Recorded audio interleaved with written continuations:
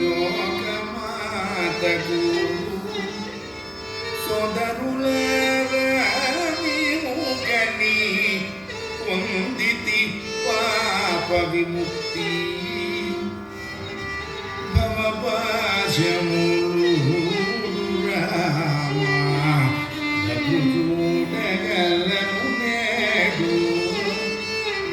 నాయన నన్ను స్వయం ప్రభ అంటారు.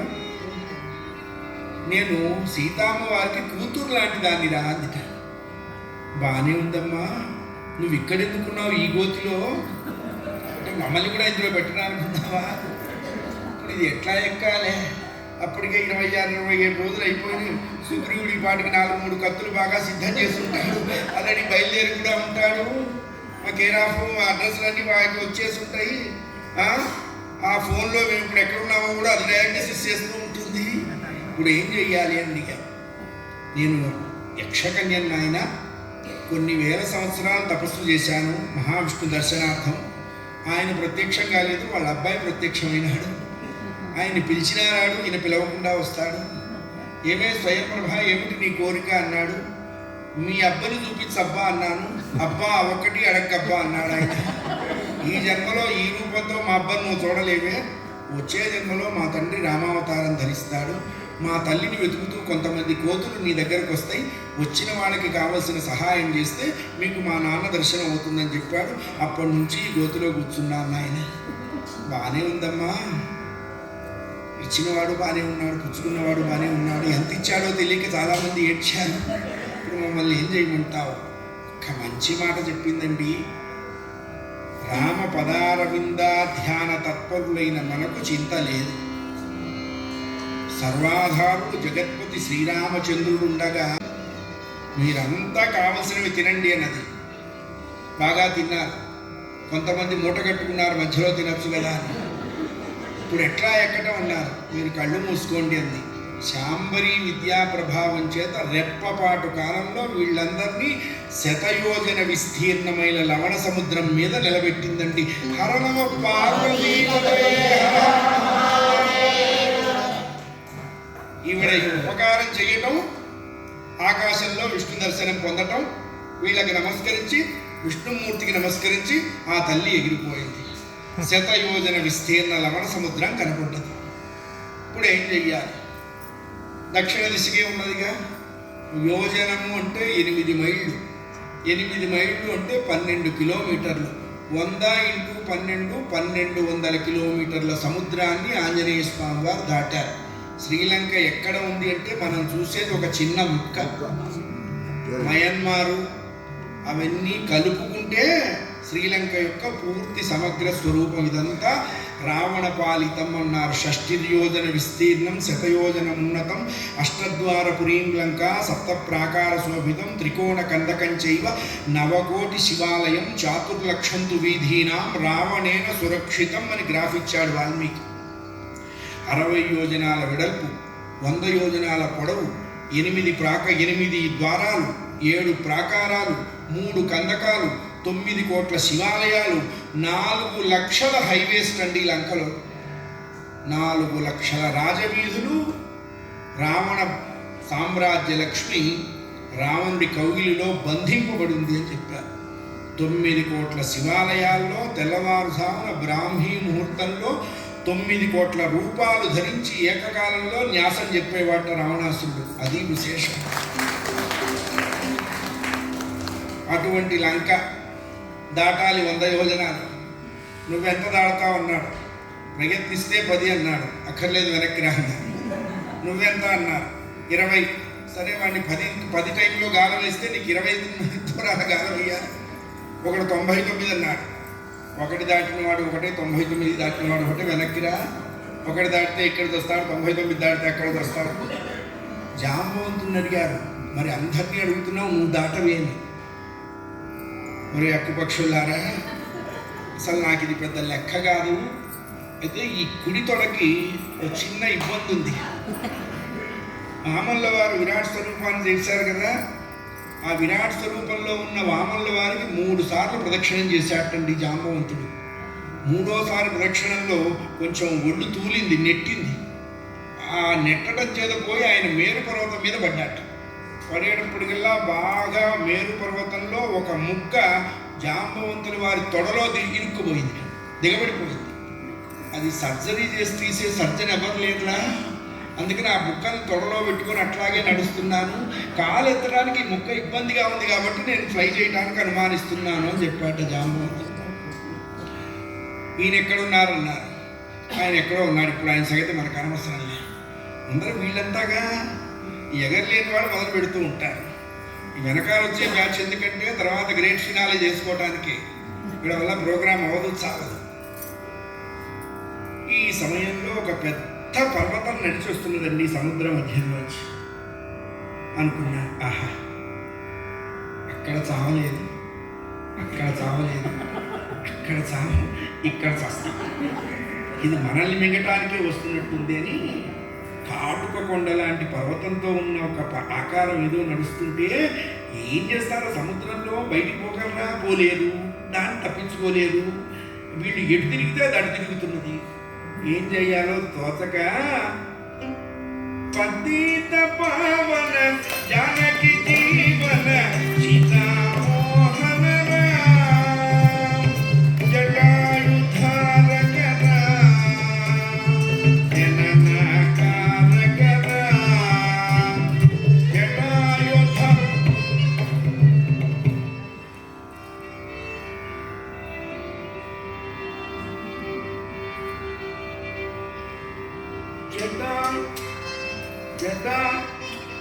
జటాయుధారకరా జగదోధారకరా జటాయుధార అనగానే ఆగిపోయిందండి ఆ కొండ.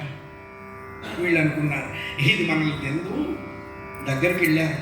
కొండ లాంటి పక్షి కానీ కొండ కాదు, దానికి రెక్కలు లేవు. వీళ్ళు జటాయుధారకరా జటాయుధారకరా జటాయుధారకరా దాని ఒళ్ళంతా పట్టుకొని గీకుతున్నారు. వీళ్ళు చేసే చేష్టలకి అది నవ్వుకుంటున్నది. ఆయన జటాయుధారకరామ్ అంటున్నారు, వాడికి ఏమైంది అని అడిగింది ఆ పక్షి. అది సరే, జటాయుధారకరామ్ అంటే నువ్వు మమ్మల్ని ఏమీ చేయలేదు, నువ్వెవరు అని అడిగారు వీళ్ళు. అప్పుడు అది చెప్తున్నది, నాయన మీరన్నటువంటి జటాయుకి అన్ననిరా నేను, నన్ను సంపాతి అంటాను, మేమిద్దరం వైనతేయ జాతికి చెందినటువంటి పక్షులం, మరి నీకు రెక్కలు లేవే అని అడిగారు ఒకడు. పుట్టడమే ఇట్లా పుట్టావా అని అడిగాడు ఇంకొకడు. మధ్యలో ఎవరిని కన్సల్ట్ చేయలేదా అని అడిగాడు ఇంకొకడు. వచ్చే ప్రయత్నం ఏం చేయలేదా అన్న. వీళ్ళని చేష్టలకి నవ్వుకొని, నాయన నాకు రెక్కలు ఉండేవిరా, నేను మా తమ్ముడు బాగా రెక్కలు వచ్చిన తర్వాత ఒళ్ళు బలిసి సూర్యమండలం మీదకి పరిగెత్తాము. దగ్గరికి వెళ్ళేటప్పటికల్లా మా తమ్ముడు రెక్కలు కాలిపోవటం మొదలుపెట్టినాయి. అన్నయ్య అన్నయ్య అన్నయ్య అన్నయ్య అన్నయ్య అంటూ ఉంటే వాడి దుఃఖాన్ని చూడలేక నా రెక్కలు అడ్డం పెట్టి వాడిని కాపాడాను నాయన, నా రెక్కలు అందుకు తగలబడిపోయినాయి. అది రామాయణంలో గొప్పతనం. నోరు లేని జంతువులకు ఉన్నదండి సోదర భావం, సోదర ప్రేమ, సోదర అభిమానం. కలియుగంలో ఒక తల్లికి పుట్టిన నలుగురు అన్నదమ్ములకు ఉండి చావట్ల. ఎందుకని? అందరికీ ఆశ, అందరికీ దురాశ, ఏదో పొందేయాలి. పొందితే ఏం చేస్తాం? జానడు పొట్టకి చారెడు నూకలు చాలు. 100 రూపాయలు సంపాదిస్తే 100 రూపాయలు ఆ పూట తిరగలుగుతున్నామా? ఏమీ తింటల్లా. అసలు డబ్బులు లేని రోజుల్లోనే మనం అన్ని ఉడికనన్నం తిన్నాం, డబ్బులు వచ్చిన తర్వాత పట్టేది. ఇప్పుడు నిద్ర పట్టడానికి మాత్ర వేసుకుంటే కానీ పట్టి సాగట్లేదు. ఆకలి అవ్వడానికి టానిక్, అరగటానికి టానిక్, ఏమిటి లాభం? అందుకే మహాభారతంలో విదురుడు ధృతరాష్ట్రంతో చెప్తాడు, ఆకలి కోసం పరిగెత్తినంత వరకు ప్రజలకు ఏ రోగం లేదు మహారాజా, ఆశల కోసం పరిగెత్తడం మొదలుపెట్టిన తర్వాతే రోగాలన్నీ ప్రారంభమైనాయి. అంటే మా తమ్ముణ్ణి రక్షించానయ్యా, అది రామాయణంలో. అందుకనే 2వ తరగతికి చెందినవాడు వాళ్ళే నుండి. మొదటి శ్రేణి రామప్రభు అయితే 2వ తరగతి జటాయువు సంపాది. వాడు బాగున్నాడా అని అడిగాడు. అదృష్టవంతుడయ్యా, రామచంద్రమూర్తి చేత నీ తమ్ముడు దహన క్రియలు చేయించుకున్నాడు అని చెప్పారు. అయ్యో అయ్యో అయ్యో అయ్యో నన్ను ముట్టుకోవకండి, నేను మైలలో ఉన్నాను, ఆ శౌచంలో ఉన్నాను, తమ్ముడి మరణ వార్త విన్నాను, ఎలా జరిగింది అన్నారు. సీతమ్మను రక్షించడం కోసం నీ తమ్ముడు రావణాసురుడికి ఎదురుపడి వాడితో యుద్ధం చేస్తే 2 రెక్కలు నరికేశారు నీ తమ్ముడివి. వెళ్ళిపోతున్న సీతమ్మ నీ తమ్ముడిని ఆశీర్వదించిందట. నాయన, నోరు లేని నువ్వు నాకు సహాయం చేద్దామని నువ్వు కూలిపోయినావురా, నా భర్త వచ్చేంత వరకు, నా భర్తకు నా క్షేమం చెప్పేంత వరకు నువ్వు బ్రతికుంటావు, నా భర్త చేత నీవు ఉద్ధరింపబడతావు అని ఆ తల్లి వరం ఇచ్చిందయ్యా. అట్లా జటాయువు నేల మీద పడి రామ రామ రామ రామ అంటుంటే రామచంద్రమూర్తికి సీతామ్మవారి సమాచారం చెప్తే జటాయువుకు మోక్షం ఇచ్చాటండి రామచంద్రమూర్తి. ఎటువంటి మోక్షమో తెలుసా అండి? యాగతిర్యజ్ఞశీలానాం ఆహితాగ్నేస్య యాగతి. జటాయువు త్రికాలముల యందు సకాల సంధ్యావందనం చేసేటువంటి ఆహితాగ్నులు శరీరం వదిలిన తర్వాత ఏ లోకం పెడతారో ఆ లోకం నేను నీకు ఇస్తున్నాను అన్నారండి రామచంద్రమూర్తి. పునరావృత్తి రహితమైనటువంటి సూర్యమండలాన్ని జటాయువుకు ఇచ్చారు. రామాయణంలో జటాయు మోక్షం వింటే జన్మ సంబంధమైనటువంటి తాపత్రయాలు నశించిపోతాయి అని చెప్పారు వాల్మీకి. నన్ను ముట్టద్దు అన్నారు. సముద్రంలో జటాయువుకి తర్పణం చేశాడండి సంపాతి. చేసి చూడండి, పరమేశ్వర శాసనం ఎవరికి ఉన్నది అన్నారు. సంపాతికి మాత్రమే ఉంది, అతడే చెప్పాలి సీతా సమాచారం. ఎవ్వరూ చెప్పలేదు. కబంధుడేమన్నాడు, నన్ను తగలేస్తే చెప్తాను, నాకు గుర్తొస్తుంది అన్నాడు. తగలేశారు. వాడేం చెప్పాడు, శబరి దగ్గరికి వెళ్ళండి అన్నాడు. సీతామ్మవారు ఎక్కడుందో చెప్పాలి. శబరి దగ్గరికి వెళ్ళాడు. ఆవిడే అమ్మవారి సమాచారం చెప్పేటువంటి రైట్స్ ఎవరికి ఇచ్చాడు పరమేశ్వరుడు అంటే సంపాతికి ఇచ్చాడు. అయినా నేను చూశాను, ఒక స్త్రీ ఏడుస్తూ వెళ్ళిపోతున్నది. నేను కూడా ఎదురుపడదాం అనుకున్నాను, కానీ రావణాసురుడు ఎక్కడ నన్ను చంపుతాడో అని నేను ఎదురుపడలేదు. నా కుమారుడు రోజు నాకు అన్నం తెచ్చేవాడు, వారి పేరు సుపార్శ్వుడు, జటాయువు సంపాతి కొడుకు. ఒకరోజు ఆలస్యమైంది. ఎందుకురా ఆలస్యమైంది అన్నాను. నాన్న, ఆహారం తీసుకొస్తుంటే రావణాసురుడు ఎదురొస్తున్నాడు, ఒక స్త్రీమూర్తి ఏడుస్తున్నది, ఎదురు పడితే నన్ను కూడా చంపుతాడేమో అని విమానం వెళ్ళేంత వరకు నేను నక్కి దాక్కొని వాడు వెళ్ళిన తర్వాత వచ్చాను, అందుకు ఆలస్యమైందని చెప్పాడు మా కుమారుడు. సీతామ్మవారు రావణుడి చేత దక్షిణ దిశగా తీసుకువెళ్ళబడ్డది అని చెప్పాటండి సంపాది.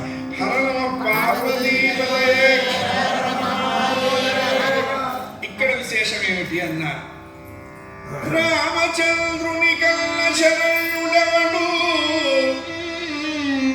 రమనామము కన్న తారకమికెత్తి, రామ భక్తిని నించు సామ్రాజ్యమేది.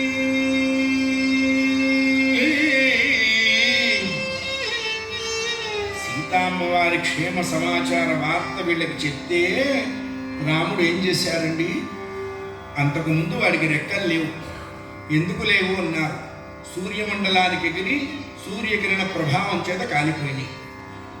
తీక్షణమైన సూర్యకిరణ ప్రభావం చేత కాలిపోయిన సంపాతి రెక్కలు సూర్యవంశ సంజాతుడైనటువంటి రామచంద్రమూర్తికి కావలసినటువంటి మాటలు చెప్పడం చేత మళ్ళా రెక్కలని పొందగలిగాడు. రాజా రామచంద్ర భగవానికి సంపాతి ఎగిరిపోయినాడు. రెక్కలు వస్తే ఎట్లా ఉంటాయి అండి, పోయిన ప్రాణం తిరిగి వచ్చినట్టు పటపటపటప కొట్టుకుంటూ వెళ్ళిపోయినాడు. 100 దిక్కులు 100 యోజనాలు అన్నారు, ఎవరో దాట్లేమన్నారు, అందరూ చేతులు ఎత్తేశారు. అంగదుడు కొళ్ళు మండింది. మీరంతా ఎందుకు వచ్చారా అని అడిగారు. ఏమో అక్కడ ఎప్పుడు ఒకటే తిండి తింటున్నాం, అట్లాంటి వాళ్ళు ఉంటారు. బాగా చక్కగా ఉన్నారు, ఇళ్లలో చేసేవాళ్ళు లేక, స్విగ్గీ జొమాటో లేక, ఏదో లేక కాస్త పెడతా వస్తే 4 దొరుకుతాయి. ఓ చోట యాపిల్స్, ఓ చోట జాక్ ఫ్రూట్స్, ఏమో దొరుకుతాయి. అంతేగాని మేమన్నా దాడతామనుకున్నావా, ఏదో కొంచెం వెరైటీగా ఉంటుందని వచ్చాం. ఈ 10 రోజులు 2 రోజులు ఎవరు దాట్లేమన్నారు. అసలు వాడు ఎక్కడా అని చూశాను. ఈయన ఎక్కడున్నాడు, ఓ రాయి మీద కూర్చోడు, శ్రీరామ శ్రీరామ శ్రీరామ శ్రీరామ. బాగుందయ్యో, బాగుంది. తాంబూలాలు ఇచ్చాను, తనకు చావండి అంటే ఇదే. మమ్మల్ని అందరినీ ఇక్కడికి తీసుకొచ్చి నువ్వు జపం చేస్తున్నావా? ఏమయ్యో మహానుభావ, ఓయోయ్ ఏమయ్యో మహానుభావ, ఇటు దూర ఏమయ్యో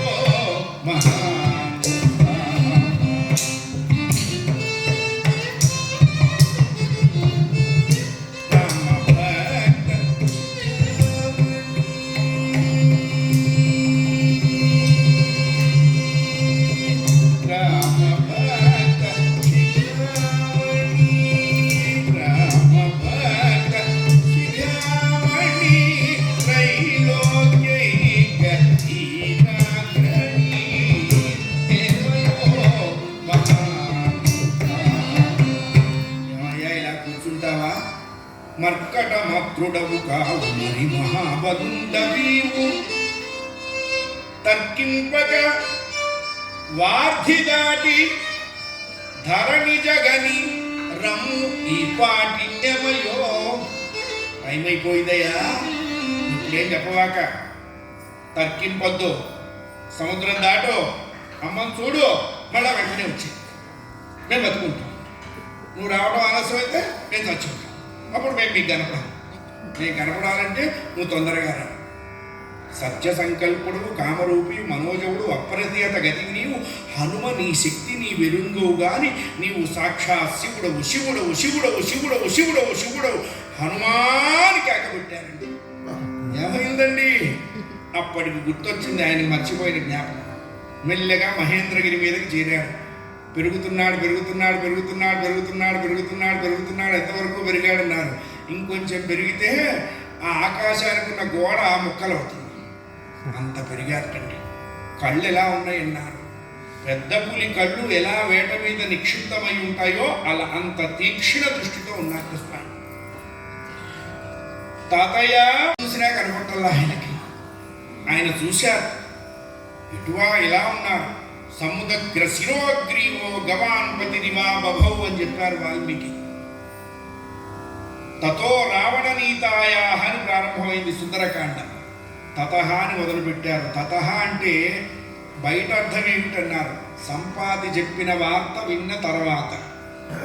అంతరార్థం ఏమిటన్నారు, వెళ్ళేది సామాన్యురాల్ని చూడటానికి కాదురా, ఆవిడ చిచ్చక్తి స్వరూపిణి సీతామ్మవారు. ఎవరికి పడితే వాళ్ళకి కనపడదు. ఆవిడ్ని చూడాలి అంటే కొంత సాధన చెయ్యాలి. ఏమిటా సాధన? శమదమాది శక్త సంపత్తి సాధించిన తర్వాత, అది తతహ అంటే. అలా చూశారు. వీళ్ళందరికీ నమస్కరించారు. తాతయ్య రముగరుణ అపార భవాంధి దండించిన కపివీరుడ, రాముగరుణ అపార భవాంధి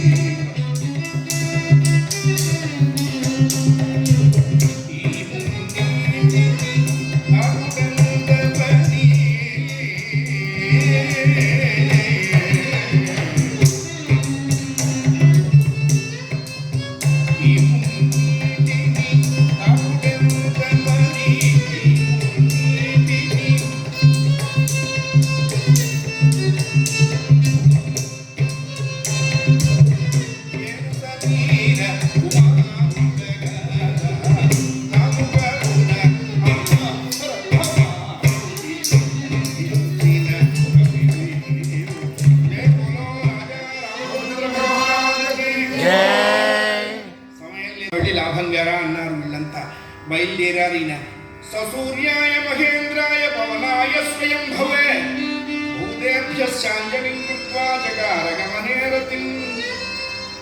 హనుమార్గంలో ప్రయాణం చేస్తున్నట్టండి. అంటే హనుమార్గం అంటే ఏమిటన్నారు, జ్ఞానులు నిరంతరం ప్రయాణం చేసే మార్గాన్ని హనుమార్గము అంటారు. అంటే అక్కడ ఉన్నది ఎవరు అన్నారు, మోక్షలక్ష్మి నాయన అన్నారు. మోక్షలక్ష్మిని పొందాలి అంటే జ్ఞానంతోనే ప్రయాణం చేయాలి. ఆ మార్గంలో ప్రయాణం చేస్తున్నారు. వీళ్ళంతా అనుకుంటున్నారు, రామార్థం వానరార్థం చ చికీర్షం కర్మ దుష్కరం. హనుమంతుడు ఎంత పని చేస్తున్నాడు ఆయన. నమ్మిన వానరుల కోసం, స్నేహితుడైనటువంటి సుగ్రీవుడు ఇచ్చినటువంటి మాట కోసం ఇంత దుష్కరమైన పని చేస్తున్నాడు. హనుమంతుడికి శుభం కలుగుగాక, శుభం కలుగుగాక అని దేవతలు ఆశీర్వదిస్తుంటే వాయువేగ మనోవేగాలతో స్వామివారు మహేంద్రగిరి పర్వతం మీద నుంచి అంటూ లేచారు. ఆ తాకిడికి పర్వతం ముక్కలు ముక్కలు ముక్కలు ముక్కలు ముక్కలు అయిపోయింది. డైనమైట్లు పెట్టి కొండను పేలిస్తే ఎలా ముక్కలు పేలుతాయో అలా పేలిట ముక్కలన్నీ. అందులో ఉన్నటువంటి భీకర భయంకర సర్పాలు ఏదో ప్రమాదం వచ్చిందని ఆ ముక్కలకి కాటు వేస్తే ఆ ముక్కలు మరి ముక్కలైనవి. దేవతలు, సిద్ధులు, సాధ్యులు ఎగిరిపోయినారట.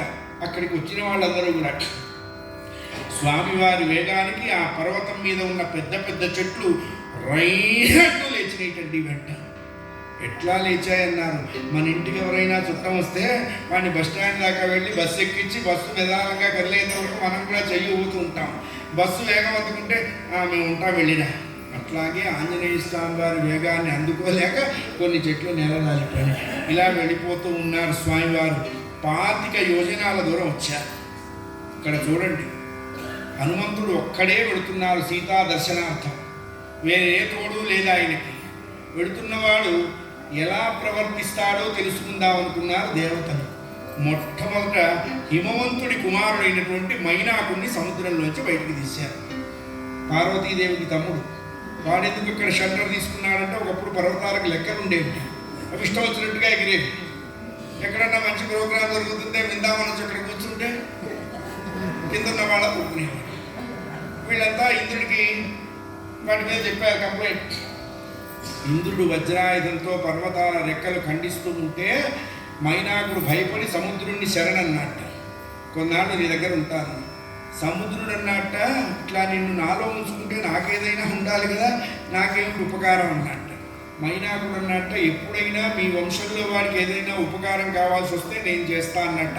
సగర వంశంలో జన్మించినటువంటి రామచంద్రమూర్తికి ప్రయత్నం చేస్తూ ఆయనకి సేవ చేస్తూ వస్తున్నాడు కాబట్టి హనుమంతుడు ఏదైనా సేవతో పడిపోతాడా?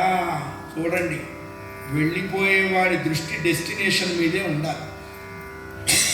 ఎక్కడ పడితే అక్కడ రెస్ట్ తీసుకోవటం, వాళ్ళు ఇచ్చిన బ్రేక్ఫాస్ట్ తింటాం, లంచ్కి ఏం ప్రిపేర్ చేస్తున్నారని అడగటం, కొంచెం వెరైటీలు చేయండి అని చెప్పడం, ఇవి కార్యకర్తకు ఉండకూడదు. అంటే వెళ్ళేవాడు ఎంతవాడైనా 3 లక్షణాల్లో పడిపోతాడు. ఒకటి సాత్వికము, రెండవది రాజసము, మూడవది తామసము. స్వామివారు ఈ సముద్ర లంఘనంలో ఈ మూడింటిని జయించారు. మైనాకుడు సాత్విక రూపంలో వచ్చాడు. నా మీద విశ్రమించు అన్నాడు. సరే పద, ఏసీ ఉందా నాన్ ఏసీనా అని అడగల ఆయన. వాడి భుజం మీద చెయ్యేసి, నీ అభిమానం చాలు, నేను ప్రయాణంలో వెళుతున్నాను, ఎక్కడ పడితే అక్కడ విశ్రమించకూడదు, చాలు అన్నారంటే సాత్వికాన్ని ఎలా స్వామివారు డీల్ చేశారు అన్నారు. సాత్వికాన్ని సాత్వికంతోనే డీల్ చేశారు. అక్కడి నుంచి 50 యోజనాలు పూర్తయినటువంటి సురస అనే నాగమాతని పంపించారు. అరే ఇదంతా నా ఏరియారా, ఇక్కడికి ఎవరు వస్తే వాళ్ళు నాకు ఆహారం కావాలి అన్నారు. నేను రాముడి కార్యార్థం వెళుతున్నాను, వచ్చేటప్పుడు కావాలంటే ఎవరిని కుదరవు. అది 40 అయింది, ఈయన 60 అయినాడు, అది 80 అయింది, ఈయన 100 అయినాడు, అది 120 అయింది. వెంటనే బుద్ధి బలం యశోధైర్యం, బుద్ధి చాతుర్యం. స్వామివారేమైనారండి, అంగుష్ట మాత్రుడైనాడు. చూపుడు వేలంత అయ్యి ఈయనకి పెరగటము తెలుసు, వెంటనే తగ్గటము తెలుసు. దానికి పెరగటమే తెలుసు, తగ్గటం నిదానంగా 119, 118. ఈ లోపల మనం మళ్ళా శ్రీలంక నుంచి హైదరాబాద్ వెళ్ళి రావచ్చు. ఈయన వెంటనే తగ్గి దాని నోట్లోకి వెళ్ళి చెవిలోంచి బయటకు వచ్చాడు. ఆ చెవిలో ఉన్న 2-3 వెంట్రుకల్ని పీకి పైకి వచ్చాడు. మింగుతా అది, ఇంకేంట ప్రోగ్రామ్ అయిపోయింది, ఇదిగో ఇలా వెళ్ళి అలా వచ్చాను, ఇదిగో దాని తాలూకు ఆనవాళ్ళ. అది బుద్ధి చాతుర్యం. అవసరమైన చోట శాంతంగా డీల్ కమ్యూనికేషన్ డెవలప్మెంట్స్ ఇవి. మంచిదిరా నాయన, నువ్వు అమ్మవారిని చూస్తావు అని చెప్పింది ఆవిడ. చాలా సంతోషం, మరి బయలుదేరుతా. 75 యోజనాల దూరం వచ్చారు. సింహిక అనేటువంటి బర్ముడా ట్రయాంగిల్ అంటారే, ఆ సింహిక హనుమంతుడి యొక్క ఛాయను బట్టి వెనక్కి లాగేస్తున్నది, ముందుకు పోనివ్వకుండా. ఎవరి సింహిక? సింహికా గర్భ సంభూతం రాహుం ప్రణమామ్యహం. హిరణ్యకశిపుడికి 4 మగపిల్లలు. మనకి ప్రహ్లాదుడు ఒక్కడే తెలుసు. ప్రహ్లాదుడు, ఆహ్లాదుడు, అనుహ్లాదుడు, సంహ్లాదుడు. ఒక ఆడపిల్ల ఉంది, దాని పేరే సింహిక. ఆ సింహిక రాహువు తల్లి. ఆ రాహువు తల్లి సముద్రంలో బెర్ముడా ట్రయాంగిల్గా ఉంది. పైన వెళుతున్న వస్తువు యొక్క ఛాయను బట్టి లాగేస్తుంది.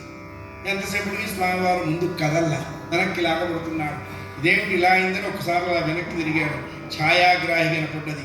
ఎంత వేగంతో ముందుకు వెళుతున్నవాడు అంత వేగంతో వెనక్కి తిరిగాడండి. రివర్స్ గేర్ అంటారే, తిరగటం ఎక్కడికి తిరిగాడు అన్నారు. సరాసరి దాని నోట్లోకి వెళ్ళి పొట్టలోకి వెళ్ళి దాని పొట్ట భేదించి అంతే వేగంతో పైకి వచ్చాడు. హరమ పార్వతీపదే. సాత్వికాన్ని సాత్వికంతో డీల్ చేశాడు, రాజసాన్ని బుద్ధితో డీల్ చేశాడు, తామసాన్ని బుద్ధి మరీ డీల్ చేశాడు. అట్లా ఉండాలి. చేసి చక్కగా సాయం సమయం అయిపోయింది, రాత్రి ప్రారంభమైంది.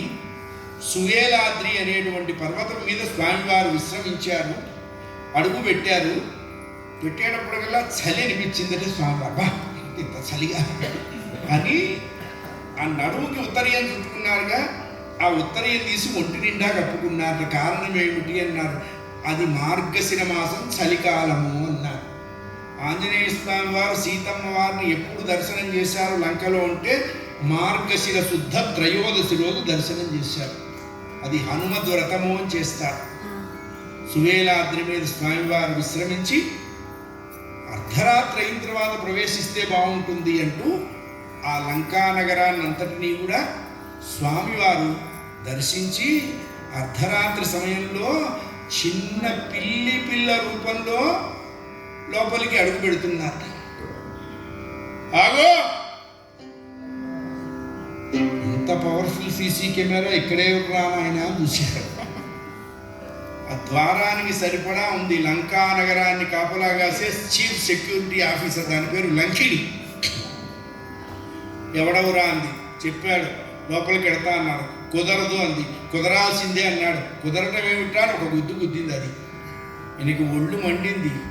నేను ఎంతో పీస్ఫుల్గా డీల్ చేస్తే నువ్వు పెయిన్ఫుల్గా ఆపరేట్ చేస్తావా అని చెప్పి ఈయన కూడా ఒక్క గుద్దు గుద్దాడు దాన్ని, అంతే.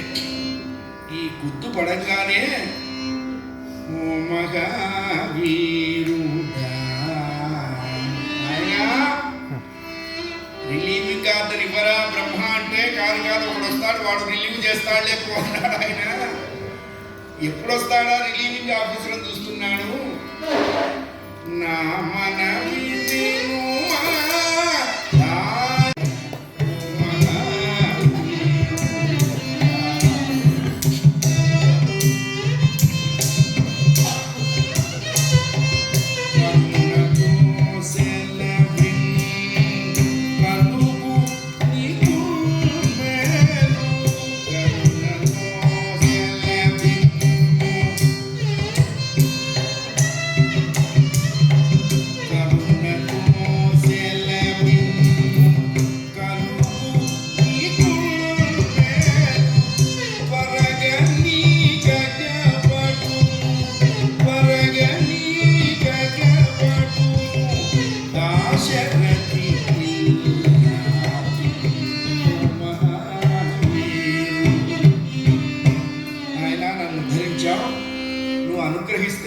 నువ్వు అనుమతిస్తే నేను వెళ్ళిపోతాను అంది. ఎవరమ్మా నువ్వని అడిగాడు. ఈ లంకా నగరాన్ని కాపాడమని బ్రహ్మదేవుడు నన్ను పంపించాడు నాయన, నన్ను లంకిని అంటారు. ఏమయ్యా ఎన్నేళ్ళు చేయాలి ఈ ఉద్యోగం అని అడిగాను. ఒక పిఎఫ్ లేదు, ఒక గ్రాట్యుటీ లేదు, ఒక ఏరియర్స్ లేవు, ఒక ఇంక్రిమెంట్ లేదు, కొన్ని వేల కోట్ల సంవత్సరాలకు కూడా డిఏ పెరిగిన బాపత్ లేదు, ఎంతవరకు చేయాలి అన్నా. రావణాసుడు దిక్కుమాల కార్యక్రమాలు బోలెట్ చేస్తాడు, అందులో దిక్కులేని ప్రోగ్రామ్ ఒకటి చేస్తాడు. వాడికి దిక్కు చూపించడానికి ఒక కోతి వస్తుంది. ఆ కోతి ఎంట్రీ నీ ఎగ్జిట్ ఎట్ ఏ టైం అయిపోతాయి. అప్పటి వరకు you have to do this work very sincerely అని. అప్పటి నుంచి పడున్నాను ఈ లంకలో. ఆ రిలీవింగ్ ఆఫీసర్ వచ్చావు నాయన, ఇక నేను వెళ్ళిపోతాను, కరుణతో సెలవి. నేను వెళ్ళిపోవడానికి పెద్దది కదండి, హనుమంతుడు వారి కంటే పెద్దది కదా. ఆవిడ ఆశీర్వదించింది. కలుగు నీకు మేలు, నీకు మేలు కలుగుతుందిరా. ఏమిటా ఆయనకు కావాల్సిన మేలు? త్వరగా నీ గగపడును దాశరథి ఇన్నాను. ఆవిడ్ని నీవు చూస్తావు నాయన అని ఆవిడ ఆశీర్వదించి వెళ్ళిపోయింది. ఈయన నిదానంగా లంకానగరంలోకి ప్రవేశిస్తున్నాడు. ప్రవేశించిన వాడు ఏం చేశాడు అన్నది మనం రేపు చూసుకుందాం. మరి కాస్త ఆయనకు కూడా ఇంత దూర ప్రయాణం చేసి వచ్చినందుకు కాసేపు ఏదో అంతా ఇంత రెస్ట్ ఇవ్వాలి కదా అయ్యా. రేపటి రోజు సుందరకాండ పూర్తవుతుంది. మీరేమో చెప్తారండి? అన్నీ భగవన్నామం వింటాం, భగవన్నామం అనటం, భగవన్నామంతో మళ్ళా మనం భవ్యంగా దివ్యంగా నవ్యంగా భాగ్యనగరానికి వెళ్తాం. మళ్ళా ఎవరన్నా అడిగినప్పుడు మేము అప్పుడు వెళ్ళొచ్చామని చెప్తాం. నా ఆటోగ్రాఫ్ స్వీట్ మెమరీస్ అవే అయ్యా. అదంతా కూడా మీరు చక్కగా విని తరిస్తారు అని ప్రార్థన చేస్తూ మంగళం పడుతున్నాను.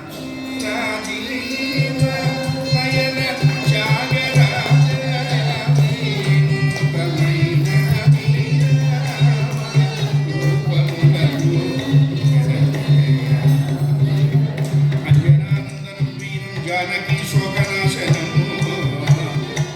సమక్షమంతారం లంకా భయంకరము శ్రీకాంతాయ కళ్యాణ శ్రీ వెంకట నివాసాయ శ్రీనివాసాయ మంగళం మంగళం కోసలేంద్రాయ మహనీయ గుణాత్మనే చక్రవర్తి తనూజాయ సాధవోయ మంగళం అజ్ఞానం జాహ్నవీ తీర్థం విద్యాతీర్థం వివేకీతః సర్వేషాం సుఖదం తీర్థం భారతీ తీర్థమాశ్రయే భారతీ తీర్థమాశ్రయే. పవనసుత హనుమానికి శ్రీరామ కార్య దురంధరులకు సీతాశోక నివారకులకు భక్త రక్షణ దక్షునికి